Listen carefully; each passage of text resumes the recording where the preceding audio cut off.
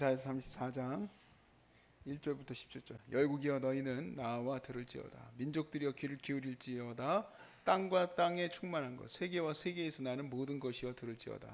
대저 여호와께서 열방을 향하여 진노하시며 그들의 만국을 향하여 분내사 그들을 진멸하시며 살육당하게 하셨은즉 그 살육당한 자는 내던진 바 되면 그 사체에 악취가 솟아나 오르고 그 피에 산들이 녹을 것이며 하늘의 만상이 사라지고 하늘들이 두루마리 같이 말리되 그 만상의 쇠자남이 포도나무 잎이 마름 같고 무화과 나무 잎이 마름 같으리라. 여호와의 칼이 하늘에서 족하게 마셨은즉 보라 이것이 에돔 위에 내리며 진멸하시기로 한 백성 위에 내려 그를 심판하실 것이라. 여호와의 칼이 피 곧 어린 양과 염소의 피에 만족하고 기름 곧 순양의 콩팥 기름으로 윤택하니 이는 여호와를 위한 희생이 보스라에 있고 큰 살육이 에덴 땅에 있음이라. 들소와 송아지와 수소가 함께 도살장에 내려가니 그들이 땅이 피에 취하며 흙이 기름으로 윤택하리라. 이것은 여호와께서 보복하시는 날이요 시온의 송사를 위하여 신원하시는 해라. 에돔의 시내들은 변하여 역청이 되고 그 티끌은 유황이 되고 그 땅은 불붙는 역청이 되며 낮에나 밤에나 꺼지지 아니하고 그 연기가 끊임없이 떠오를 것이며 세세에 황무하여 그리로 지날 자가 영영이 없겠고 당아새와 고슴도치가 그 땅을 차지하며 부엉이와 까마귀가 거기에 살 것이라. 여호와께서 그 위에 혼란의 줄과 공허의 줄을 들이우실 것인즉 그들이 국가를 이으려 하여 귀인들을 부르되 아무도 없겠고 그 모든 방백도 없게 될 것이요 그 궁궐에는 가시나무가 나며 그 견고한 성에는 엉겅퀴와 새품이 살아서 승냥이의 굴과 타조의 처소가 될 것이니 들짐승이 이리와 만나며 순념소가 그 동료를 부르며 올빼미가 거기에 살면서 쉬는 처소로 삼으며 부엉이가 거기에 깃들이고 알을 낳아 까서 그 그늘에 모으며 솔개들도 각각 제 짝과 함께 거기에 모이리라. 너희는 여호와의 책에서 찾아 읽어보라.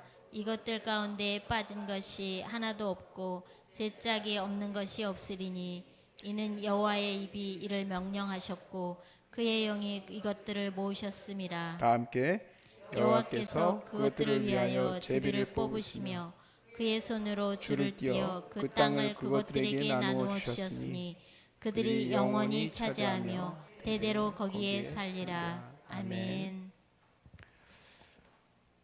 우리가 하나님의 은혜 또 하나님의 보호하심 속에서 살고 있음을 꼭 깨달아야 합니다. 지금보다 더 어려운 시간 속에서도 꼭 우리는 하나님께서 우리를 지키시고 계신다. 그걸 믿어야 돼요. 자, 그걸 믿는 믿음을 심어주기 위해서 이사야는 34장에 에돔의 멸망에 대해서 세계의 멸망과 그리고 또 더 이제 정확하게는 에돔으로 이렇게 그 눈을 보여주고 있습니다. 하나님이 자기 백성을 이 모든 부조리와 또 불의로부터 그들을 지키시고 하나님의 백성을 괴롭혔던 이들을 이렇게 멸망시키실 것이니까 지금 당장은 네가 힘들어도 네가 이겨낼 수 있다. 이런 말씀을 주시는 거죠. 근데 그 멸망의 내용을 보니까 되게 길게 서술을 했어요. 왜냐하면 우리가 만약에 그 멸망당한 땅을 지나간다면은 그곳에서 우리도 부엉이를 볼 거고 또 승냥이를 볼 거고 또 이리대를 볼 거예요.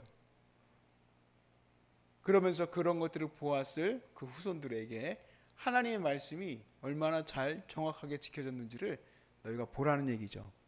그래서 8절부터 9절 말씀을 보니까 이것은 여호와께서 보복하시는 날이요 시온의 송사를 위하여 신원하시는 해라.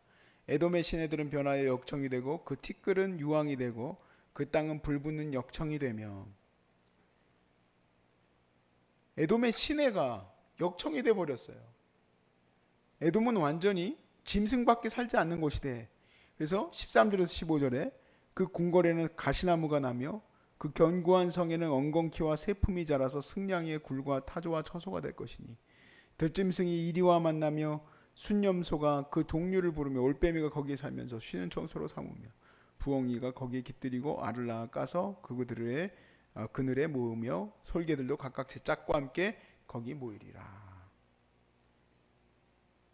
우리가 영화에서 보면은 뉴욕 쫙 맨하탄이 보이면서 거기 안에 짐승들만 돌아다니듯이 이 에돔이라는 이 아주 견고한 성이에요. 페트라라고 이스라엘 여행을 하면 꼭 들리는 데가 있어요. 옛날에 인디아나 존스의 레이더스라고 그 영화의 배경이 됐던 곳인데 이 바위를 갖다 깎아서 성을 만들었어. 이야, 정말 웬만한 저기가 들어와 가지고 이길 수가 없을 것 같은 그러한 견고한 곳이 에돔이에요. 그래서 에돔을 항상 애가하는 그런 예레미야에서도 에돔에 대해서 나오죠. 근데 뭐라고 슬퍼하느냐? 그들의 교만이에요. 교만. 과연 누가 우리를, 아무리 아수르가 이집트도 부시고 또 유대도 이제 부시겠지만 우리는 못한다. 우리는 견고한 성읍을 갖고 있다. 누가 우리를 이 성에서 우리를 내려놓겠느냐라고 그들이 교만을 떨죠. 근데 하나님은 반대로 그 교만한 자들에 대해서 이렇게 얘기해요. 니네들 성 그렇게 멋지니? 니네들 성에는 시내에 역청이 흐를 것이다. 그리고 너희들의 그 성에는 가시나무가 달고 그리고 짐승들이 제 짝들과 함께 그렇게 지낼 것이다 라고 한 거예요. 자, 그 다음에 이제 16절 말씀으로 넘어가게 되는데, 조금 우리가 이 16절 말씀은 본문의 내용과 조금 차이가 좀 나와서 할 얘기가 있어요. 이 16절 한번 읽어보세요. 너희는 여호와의 책에서 찾아 읽어보라. 이것들 가운데서 빠진 것이 하나도 없고 죄짝이 없는 것이 없으리니 이는 여호와의 입이 이를 명령하셨고 그의 영이 이것들을 보셨습니다. 자, 여러분 저하고 함께 이사야를 쭉 읽어왔기 때문에 이게 무슨 말씀이신지 그냥 별거 느낌도 없이 그냥 읽어버리죠. 근데 이 말씀이 신천지 비유풀이의 아주 중요한 핵심 구절이에요. 자, 다시 한번 보세요. 너희는 여호와의 책에서 찾아 읽어보라. 이것들 가운데서 빠진 것이 하나도 없고 죄짝이 없는 것이 없으리니 이는 여호와의 입이 이를 명령하셨고 그의 영이 이것들을 보셨습니다.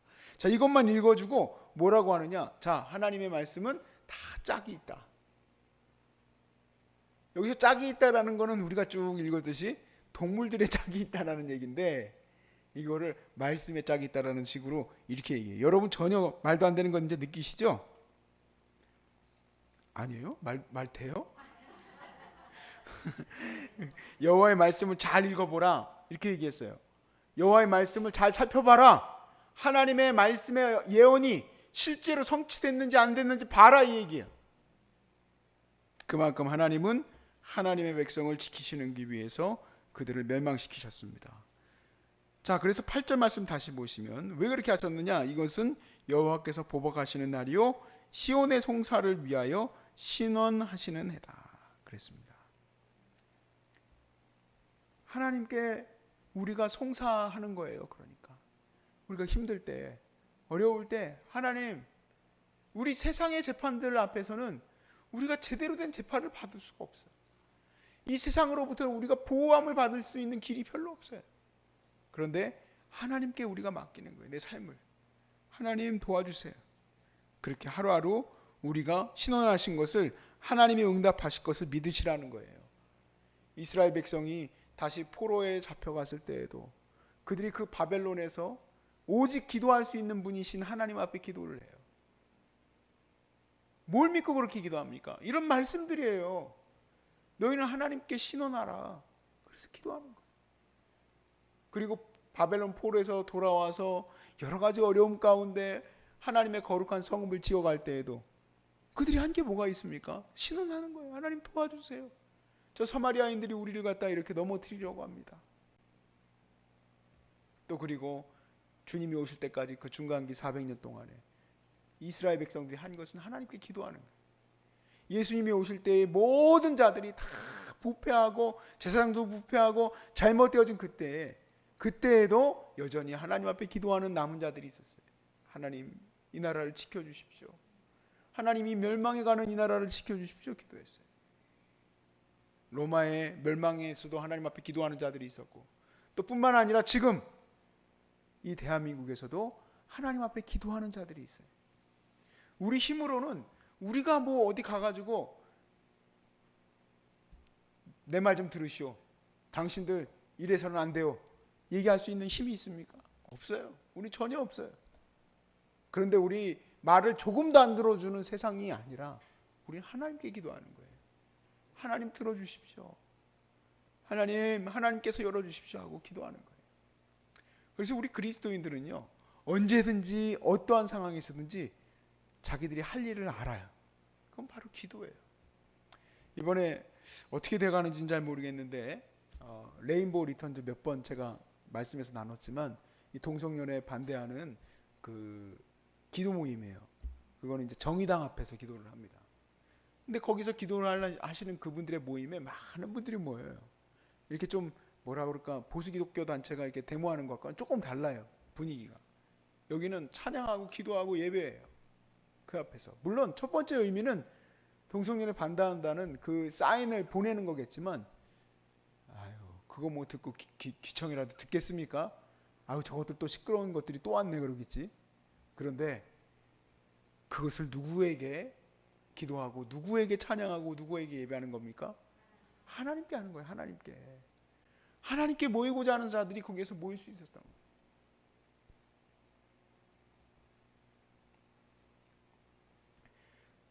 사실 이때, 이 마지막 때에는 이사야서 말씀보다도 더 어려운 진노가 온 세상에 임하고 있어요.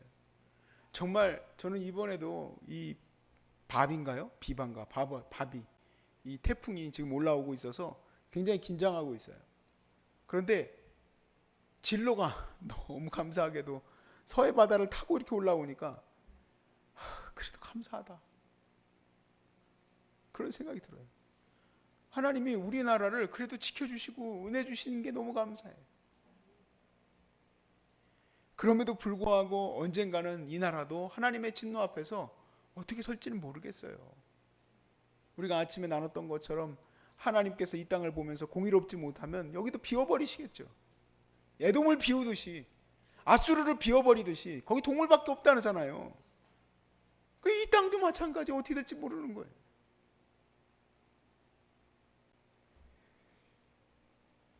그런데 우리는 이 마지막 때에 이 계시록 말씀을 통해서 깨닫는 게 있어야 합니다.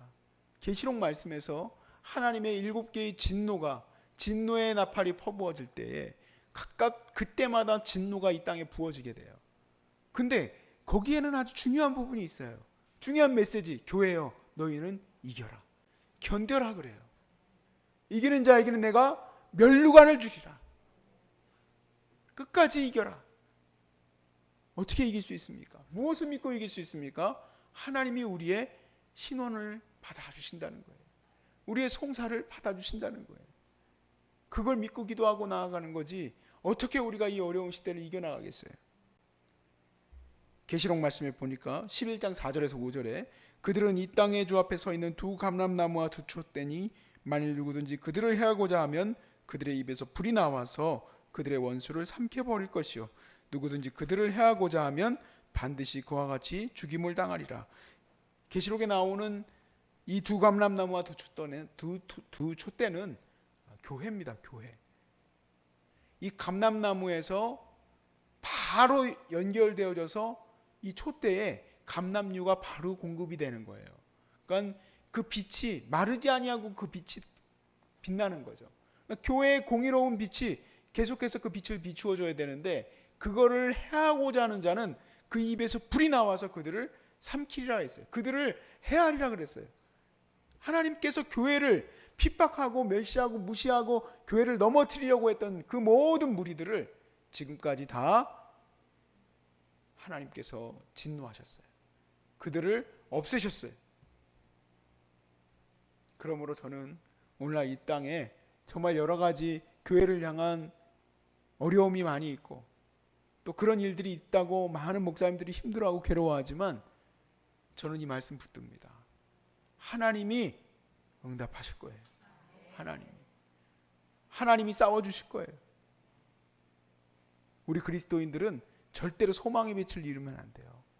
모든 고난 속에서도 소망의 빛을 잃으면 절대 안 됩니다. 소망의 빛을 잃으면 다 잃어버려요. 마침내 우리를 새롭게 하실 그 하나님을 믿는 겁니다. 교회를 개혁하려고 했었던 루터가 뭘 믿고 그렇게 개혁을 합니까? 또 뿐만 아니라 이 나라의 신사참배, 그 신사참배 때문에 모든 총회에서 이렇게 결정을 했어요. 우리가 다 죽으면 누가 우리 성도들을 이끌어가냐. 그래서 신사참배를 하되, 그렇지만 그 신사참배는 실질적인 건 아니다, 이런 식으로 가르쳤어요.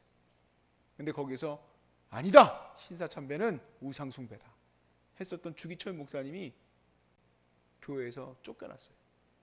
교회가 아니라 교단에서 쫓겨났어요. 당신은 교단을 따르지 않는 목사다 해가지고. 어떻게 일개한 사람이 이런 엄청난 이 주류 앞에서 그걸 하나님 말씀이라고 붙들고 대면하여 싸울 수 있습니까? 그 싸울 수 있는 용기는 오늘 이 말씀을 붙들 때예요. 하나님이 나의 신원을 들어주신다. 그래서 처절하게 그런 신앙을 붙들고 나아갈 수 있었던 거죠.